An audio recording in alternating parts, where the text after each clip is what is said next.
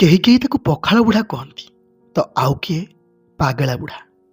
କିଛି ବି ଫରକ ପଡ଼େନି ତାକୁ, କିଏ କ'ଣ କହୁଛି ତାର କିଛି ବି ଯାଏ ଆସେ ନାହିଁ କାହାରି କଥାରେ।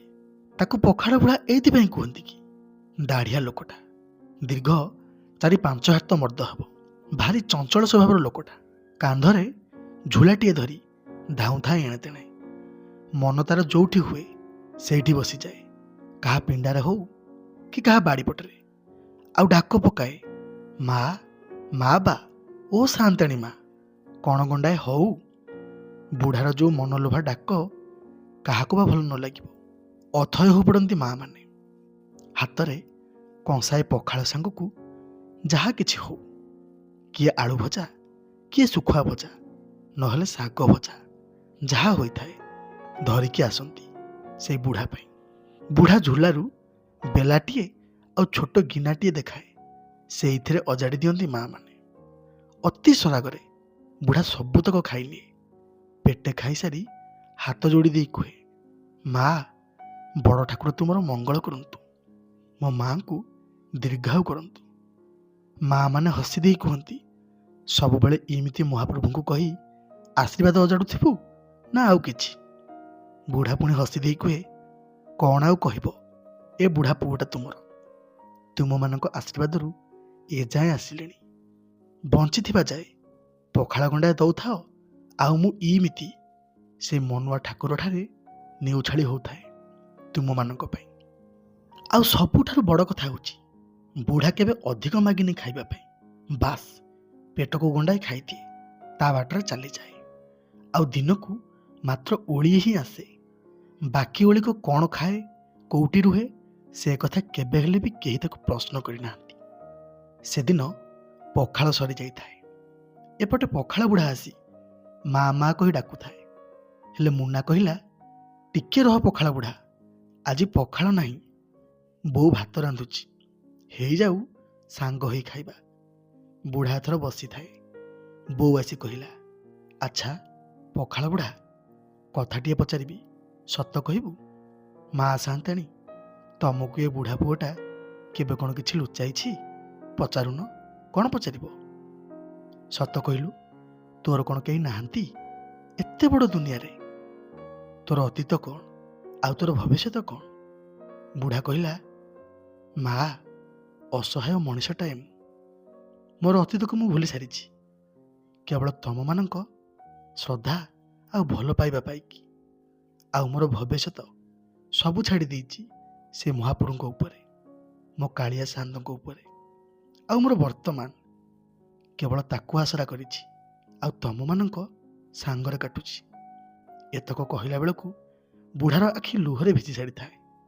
ମା କିନ୍ତୁ ବୁଝି ସାରିଥିଲା କି ତା ଜୀବନରେ ବହୁତ ବଡ଼ ଝଡ଼ଟି ଆସିଛି। ବୁଢ଼ା କହୁଥାଏ କି, ମା ମୋର 3 ପୁଅ ଆଉ ସ୍ତ୍ରୀ ସମସ୍ତେ ଥିଲେ, ନୀତି ମୂଲ ଲାଗିଯାଏ, ଯାହା ବି ରୋଜଗାର କରେ ପରିବାର ଚଳାଏ। ପୁଅମାନଙ୍କୁ ରୋଜଗାରକ୍ଷମ କଲି, ସେମାନେ ବି 2 ପଇସା ଭଲ ରୋଜଗାର କଲେ। ଦିନେ ମୂଲ ଲାଗି ଫେରୁଥାଏ, ଦୁର୍ଘଟଣାଟିଏ ଘଟିଲା, ଆଉ ମୂଲ ଲାଗି ଯାଇପାରିଲେନି। କିଛି ଦିନ ଘରେ ପଡ଼ିଗଲି। ଆଉ ସେତେବେଳକୁ 2 ପୁଅ ନିଜ ଇଚ୍ଛାରେ ବାହା ହେଇ ସାରିଥିଲେ। ବୁଢ଼ୀର କଥା କେହି ବି ବୁଝିଲେନି, ଆଉ ଘରୁ ମୋର ମୁରବୀ ପଣିଆଟା ବି ଚାଲିଗଲା। ସମସ୍ତେ ନିଜ ନିଜ ଇଚ୍ଛାରେ ଚଳିଲେ। ଭାରି ଦୁଃଖ ଲାଗିଲା। ଦିନେ କାନରେ ପଡ଼ିଲା ପୁଅ ବୋହୂଙ୍କ ଟୁପୁରୁ ଟାପର କଥା। ସେମାନେ କଥା ହେଉଥାନ୍ତି, ବାପା ତ କିଛି କାମ କରୁନାହାନ୍ତି, ଖାଲି ବସିକି ଖାଇବେ, ଆଉ ଆମେମାନେ ଖଟି ଖଟି ମରିବୁ। ତାପରେ ପୁଣି ମା ଅଛି। ସେତିକି ବେଳେ ଦୈବ ବି ଦାଉସେ ଥିଲା। ବୁଢ଼ୀ ପଡ଼ିଲା ବେମାରରେ। ଟଙ୍କା ପାଇଁ କେତେ ନେହୁରା ହେଇଛି। ବଡ଼ ପୁଅ କହିଲା, ତମ ସ୍ତ୍ରୀ କଥା ତମେ ବୁଝିବ ନା, ମୋର ପୁଣି ଘର ସଂସାର ଅଛି, ସ୍ତ୍ରୀ ପିଲା ଅଛନ୍ତି। ପୁଣି ମଝିଆ ପୁଅ କହିଲା, ବଡ଼ ଭାଇ ଯେମିତି ଘର ସଂସାର ଅଛି, ମୋର ବି ସେମିତି, ତା ଛଡ଼ା ସିଏ ତ ଦଉନି, ମୁଁ ବି ଦେବିନି। ଭାରି ଦୁଃଖ ଲାଗିଲା। ଯାହାକୁ ମୂଲ ମଜୁରୀ ଲାଗି ଏଡ଼ ବଡ଼ କରିଥିଲେ, ରୋକଠୋକ ମନା କରିଦେଲେ। ତାପରେ ବୁଢ଼ୀକୁ ସାଙ୍ଗରେ ଧରି ଚାଲି ଆସିଲି ଘରୁ। ବଡ଼ ବଡ଼ିଆଙ୍କ ଘରେ ବାସନ ମାଜିଛି, ତାଙ୍କ ବୋଲହାକ କରିଛି, ହେଲେ ବୁଢ଼ୀକୁ ଆଉ ବଞ୍ଚେଇ ପାରିଲିନି। ଶେଷରେ ଆଖି ବୁଜିଲା ସେ। ଭାରି ବେସାହାରା ହେଇ ପଡ଼ିଲି। ଏତେ ବଡ଼ ଦୁନିଆରେ ସମସ୍ତେ ହାତ ଛାଡ଼ିଦେଲେ। ପୁଅ ବୋହୂମାନେ ଭୁଲିଗଲେ ମୋତେ। ଆଉ ବଞ୍ଚିବାକୁ ଇଚ୍ଛା ହେଲାନି। ଜୀବନ ହାରିବାକୁ ବସିଥିଲେ।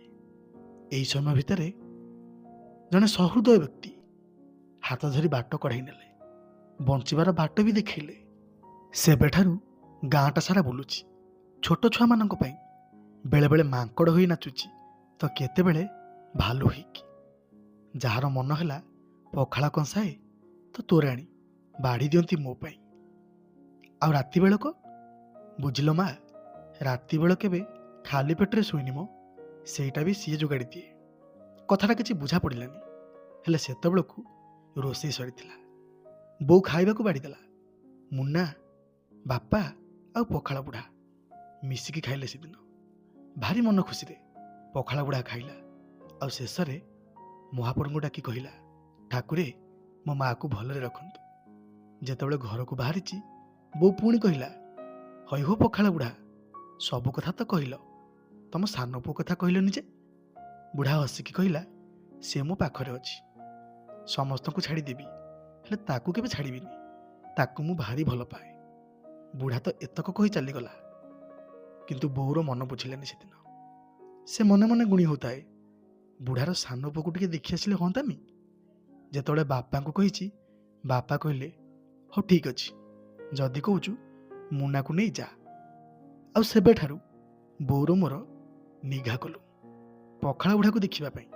ସେ କୋଉଠି ରହୁଛି, ତା ସାନ ପୁଅ କେମିତିକା, ଏଡ଼େ ବଡ଼ ଦୁନିଆରେ ବୁଢ଼ାର ଅସୁବିଧା ସମୟରେ ଯୋଉଠିକି ସମସ୍ତେ ହାତ ଛାଡ଼ି ଦେଇଛନ୍ତି, କେମିତିକା ପୁଅ ସିଏ।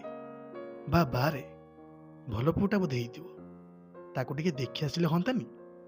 ଏମିତି ମନେ ମନେ ଗୁଣି ହେଉଥାଏ ବୋଉ। ପଚାରି ପଚାରି ଦିନେ ସଞ୍ଜ ବୁଡ଼େ ବୋଉର ମୋର ଯାଇ ପହଞ୍ଚିଲୁ ତା ଘର ପାଖରେ। ଦେଖିଲୁ ବୁଢ଼ା ବସିଛି ଗୋଟେ ବରଗଛ ମୂଳରେ, ଆଉ ତା ଚାରିପାଖ ଲୋକ ରୁଣ୍ଡ ହୋଇଛନ୍ତି। ବୋଉ ଦେଖିକି ଜମା ଭଲ ଲାଗିଲାନି, କାଳେ ବୁଢ଼ାର କ'ଣ ହେଇଗଲା କି। କିନ୍ତୁ ଆଶ୍ଚର୍ଯ୍ୟର କଥା ହେଉଛି, ଟିକେ ପାଖକୁ ଗଲାବେଳକୁ ଆମ କାନରେ ପଡ଼ିଲା ସେଇ ଭକ୍ତଚରଣ ଦାସଙ୍କର ମନବୋଧ ଚଉତିସା। ଆଉ ତାକୁ ଶୁଣିବା ପାଇଁ ଲୋକମାନେ ଆଦରର ସହିତ ହାତ ଯୋଡ଼ିକି ବସିଛନ୍ତି। ବୁଢ଼ା ପାଖରେ ସେଇ ମହାପ୍ରଭୁଙ୍କର ଦିବ୍ୟ ମୂର୍ତ୍ତି ଖିଲି ଖିଲି ହୋଇ ହସୁଥାଏ ସମସ୍ତଙ୍କୁ ଚାହିଁକି। ବୁଢ଼ା ଯେତେବେଳେ ସେଇ ଭିଡ଼ ଭିତରେ ବୋଉକୁ ଆଉ ମୋତେ ଦେଖିଛି, ସେ ଡାକ ପକେଇଲା, ଓ ମା, ଓ ସାଆନ୍ତାଣୀ ମା, ତମେ ଆଡ଼େ କ'ଣ? ବୋଉ ଯେତେବେଳେ ଏତକ ଦେଖିଛି, ବୋଉର ଆଖିରେ ବି ଲୁହ ଆସିଯାଉଥାଏ। କିନ୍ତୁ ବୁଢ଼ା ବୋଉକୁ କହିଲା, ମା, ତମେ ପରା କହୁଥିଲ ମୋ ସାନ ପୁଅକୁ ଦେଖିବ ବୋଲି। ଏଇ ଦେଖ, ଏଇ ମୋର ସାନ ପୁଅ, ଆକୁ ଆଶ୍ରା କରି ମୁଁ ବଞ୍ଚିଛି। ଆଉ ଜାଣିଛ, ସେଦିନ ଯୋଉ ଜୀବନ ହାରିବାକୁ ବସିଥିଲି ନା, ସେଇଦିନ ଏଇ ମୋର ସାନ ପୁଅଟା ମୋ ହାତ ଧରି ମୋତେ ଭିଡ଼ି ନେଇଥିଲା। ଆଉ କଥା ଦେଇଥିଲି ତାକୁ, ଜୀବନରେ ବଞ୍ଚିଥିବା ପର୍ଯ୍ୟନ୍ତ କେବେ ଜୀବନ ହାରିବିନି, ତାରି ହାତ ଧରି ବାଟ ଚାଲିବି। ଏପଟେ ଲୋକମାନେ ମଧ୍ୟ କହୁଥାନ୍ତି, ବୁଝିଲ ମା, ପଖାଳ ବୁଢ଼ା ଭାରି ଭଲ। ସଞ୍ଜ ବୁଡ଼ିଲେ ତାର ଯେଉଁ ମହାପ୍ରଭୁଙ୍କର ମନବୋଧ ଚଉତିସା ଆଉ ଭାଗବତ, ସତରେ କେଡ଼େ ଆନନ୍ଦ ଲାଗେ। ଆମେ ନୀତି ଆସୁଛୁ ଆଉ ନୀତି ଶୁଣୁଛୁ, ଯିବା ପାଇଁ ଜମା ମନ ହେଉନି ତାକୁ ଛାଡ଼ିକି। ବୋଉର ମୋର ପାଖାପାଖି ଅଧଘଣ୍ଟା ପର୍ଯ୍ୟନ୍ତ ପଖାଳ ବୁଢ଼ାର ମନବୋଧ ଚଉତିସା ଶୁଣିଲୁ। ସତରେ ମନମୁଗ୍ଧ ହୋଇଯାଉଥାଏ। ଆଉ ଶେଷରେ କେହି ସହୃଦୟ ବ୍ୟକ୍ତି ପଖାଳ ବୁଢ଼ାକୁ କିଛି ଖାଇବା ଜିନିଷ ବଢ଼େଇ ଦେଉଥାନ୍ତି। ଟଙ୍କାଟିଏ ବି ନିଏନି ସେ କାହାଠାରୁ, କେବଳ ଖାଇବା ଜିନିଷ ଯିଏ ଖୁସିରେ ଦିଏ ନିଏ। ପଖାଳ ବୁଢ଼ା ଆଦରର ସହିତ ରଖି ନେଉଥାଏ। ଏଥର ବୋଉ ବୁଝିପାରିଥିଲା, ଆଚ୍ଛା, ଏଇ ସାନ ପୁଅଟା ତା ପାଇଁ ନିତି ଖାଇବା ଯୋଗାଡ଼ି ଦେଉଛି। ମାନେ ସେଇ ସାନ ପୁଅର ଗୁଣଗାନ କରୁଛି ବୁଢ଼ା, ଗୀତ ଗାଉଛି। ସତରେ କେଡ଼େ ସ୍ୱାଭିମାନୀ ମଣିଷଟାଏ, କେବେ କାହା ପାଖରେ ହାତ ପତେଇନି ସିଏ। ଠାକୁରେ, ତମରି ସେଇ ବୁଢ଼ା ପୁଅକୁ ସେମିତି ତୁମର ଚକାଚକା ଆଖିରେ ଚାହିଁ ରହିଥାଅ, ଆଉ ତାର ଅସୁବିଧା ସମୟରେ ସାହା ହେଉଥାଅ। ସେଦିନ ମାଆଙ୍କର ସେଇ ବୁଢ଼ା ପୁଅଟି ପ୍ରତି ଏମିତିକା ଭଲ ପାଇବା ଦେଖି ସମସ୍ତେ ସେଦିନ ହାତ ଯୋଡ଼ି ଦେଇ କହିଥିଲେ, ବୁଝିଲ ମା, ଯିଏ ମହାପ୍ରଭୁଙ୍କୁ ଭରସା କରିଛି, ଯିଏ ମହାପ୍ରଭୁଙ୍କୁ ବିଶ୍ୱାସ କରିଛି, ଆଉ ଯିଏ ତାଙ୍କରି ପାଖରେ ନିଜକୁ ସମ୍ପୂର୍ଣ୍ଣ ରୂପେ ସମର୍ପି ଦେଇଛି, ସେ ବା ତା ହାତ ଛାଡ଼ିବେ କେମିତି?